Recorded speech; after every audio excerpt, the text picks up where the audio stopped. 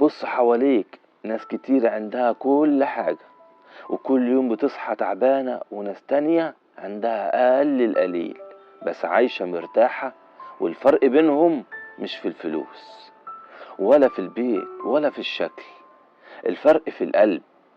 في قلوب شايفة النعمة وقلوب مهما تديها هتفضل نكرة. وخد بالك، الرضا مش بيجي لوحده، ده محتاج تمرين وصعب جدا.